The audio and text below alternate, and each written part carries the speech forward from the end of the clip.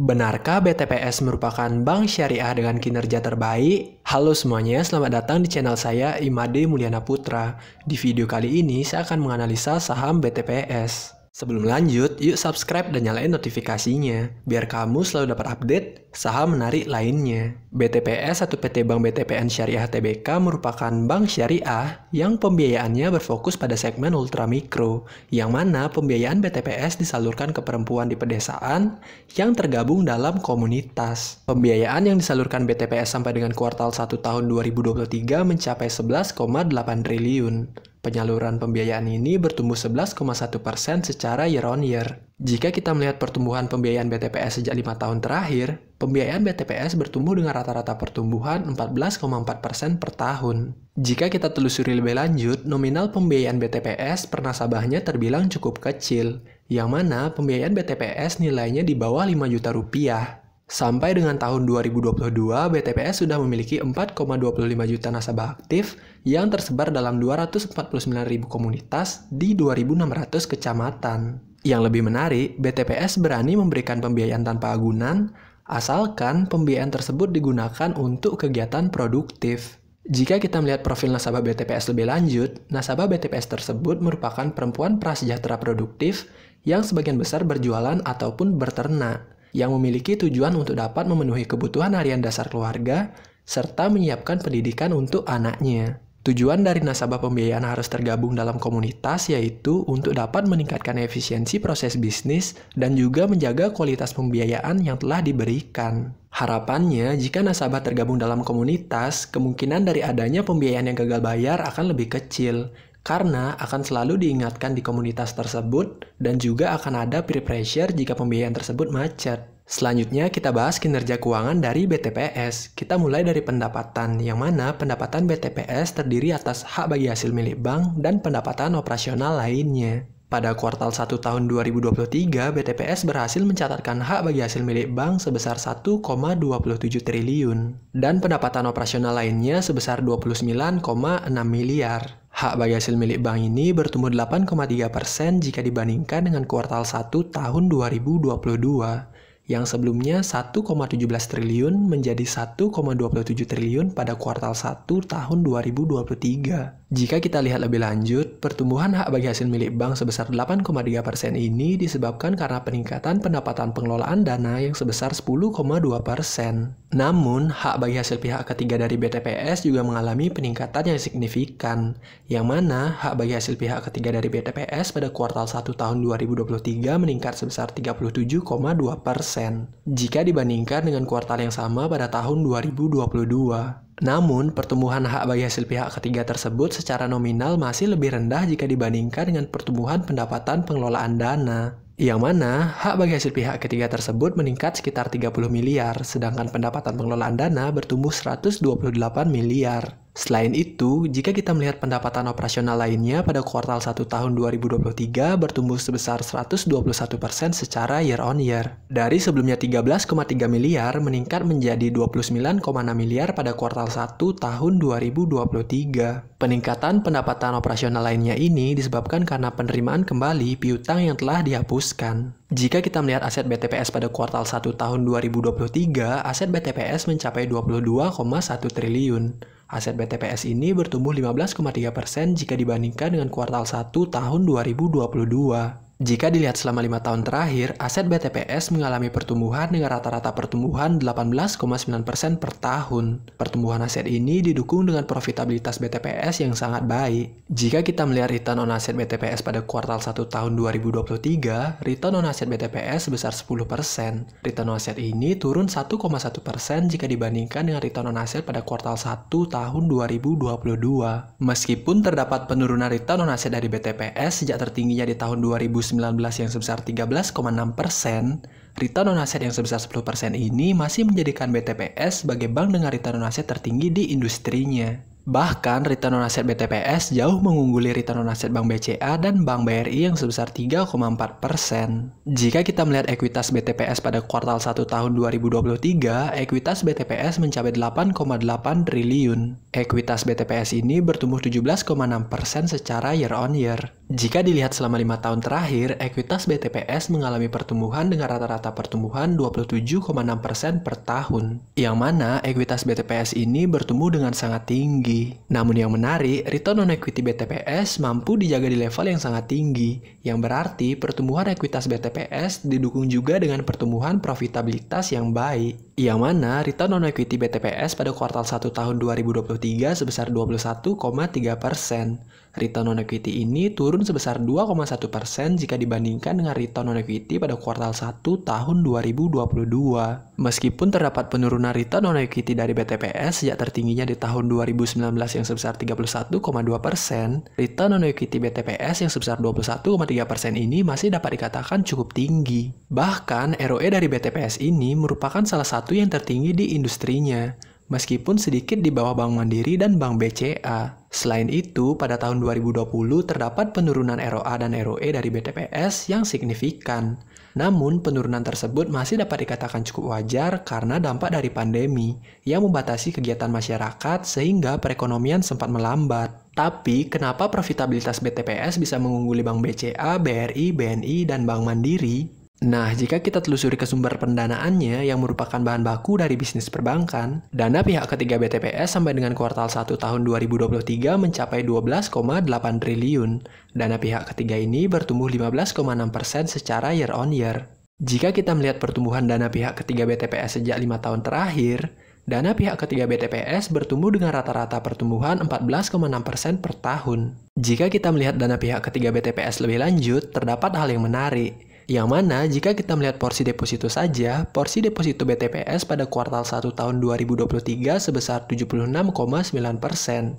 Yang berarti dana pihak ketiga BTPS sebesar 3/4-nya merupakan deposito. Sedangkan tabungan dari BTPS porsinya hanya 22,9%. Bahkan jika kita melihat giro dari BTPS, porsinya kurang dari 1%, yang dapat dikatakan sangat rendah. Sehingga hal tersebut menyebabkan porsi kasa dari BTPS cukup rendah, dan porsinya hanya 23,1%, atau 1/4 dari total dana pihak ketiga BTPS pada kuartal 1 tahun 2023. Berdasarkan hal tersebut, dapat kita simpulkan bahwa BTPS mampu memiliki profitabilitas yang baik, padahal dana pihak ketiga BTPS mayoritas bersumber dari deposito atau dana mahal. Yang berarti profitabilitas BTPS yang sangat baik tersebut bukan karena BTPS memiliki sumber pendanaan yang murah, melainkan BTPS mampu memaksimalkan pembiayaannya dengan memiliki imbal hasil yang sangat tinggi. Imbal hasil yang tinggi tersebut disebabkan karena pembiayaan BTPS berfokus di segmen ultramikro, yang mana jika kita lihat lebih lanjut,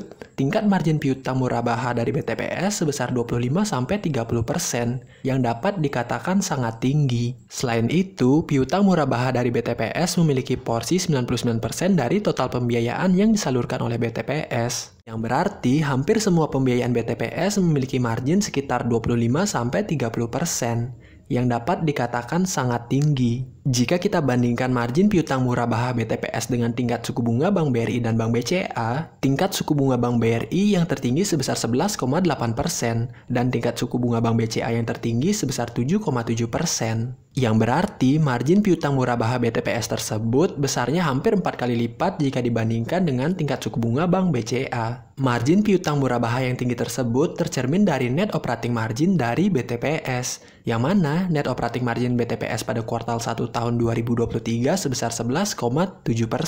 Net operating margin BTPS tersebut meningkat 1,4% secara year on year. Jika kita melihat net operating margin BTPS sejak 5 tahun terakhir, net operating margin BTPS pernah mencapai titik tertingginya di 14,9% pada tahun 2019.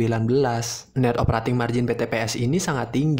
Net operating margin ini mirip dengan net interest margin di bank konvensional. Jika kita bandingkan net operating margin BTPS dengan net interest margin bank konvensional lainnya seperti Bank BCA, BRI, BNI, dan Bank Mandiri, net operating margin BTPS ini jauh mengungguli Big Four tersebut. Yang mana net interest margin yang terendah di 4,67% dari Bank BNI, dan yang tertinggi di 7,82% dari Bank BRI. Sedangkan net operating margin BTPS mencapai 11,7%. Sehingga wajar saja BTPS menjadi salah satu bank dengan profitabilitas yang sangat baik. Nah, jika kita melihat rasio beban operasional terhadap pendapatan operasional dari BTPS terdapat sedikit peningkatan, yang mana rasio BOPO BTPS pada kuartal 1 tahun 2023 sebesar 61,5%.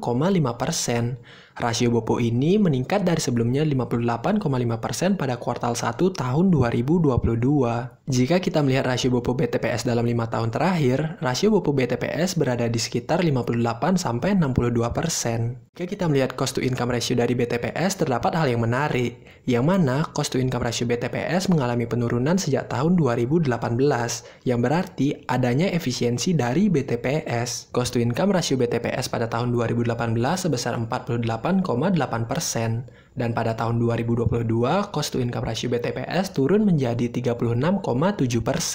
Sedangkan pada kuartal 1 tahun 2023, cost to income ratio BTPS sebesar 38,5%, turun 1,5% jika dibandingkan dengan kuartal 1 tahun 2022, yang sebesar 40%. Nah, jika kita melihat laba bersih dari BTPS pada kuartal 1 tahun 2023, BTPS berhasil membukukan laba bersih sebesar 424 miliar.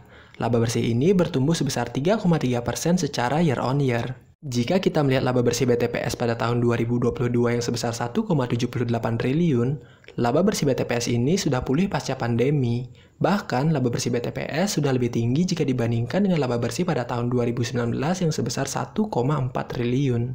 Jika kita melihat kualitas aset BTPS yang tercermin dari NPF-nya, NPF gross BTPS pada kuartal 1 tahun 2023 sebesar 3%. NPF ini meningkat sebesar 0,6% secara year on year. Jika kita lihat lebih lanjut, NPF gross ini merupakan yang tertinggi sejak tahun 2018, yang berarti terdapat penurunan kualitas pembiayaan yang disalurkan oleh BTPS. Sama seperti NPF gross, NPF net dari BTPS juga mengalami peningkatan. Peningkatan ini diawali pada tahun 2020 akibat dari pandemi COVID-19. Jadi, peningkatan ini masih dapat dikatakan cukup wajar. Terlebih, segmen nasabah pembiayaan BTPS merupakan segmen ultramikro yang merupakan segmen yang sangat terdampak dari pandemi COVID-19. Sehingga hal tersebut menyebabkan penurunan kualitas aset dari BTPS yang juga menekan profitabilitasnya. Jika kita melihat rasio kecukupan modal BTPS pada kuartal 1 tahun 2023 berada di 50,2%. Rasio kecukupan modal BTPS ini turun 2,8% secara year on year.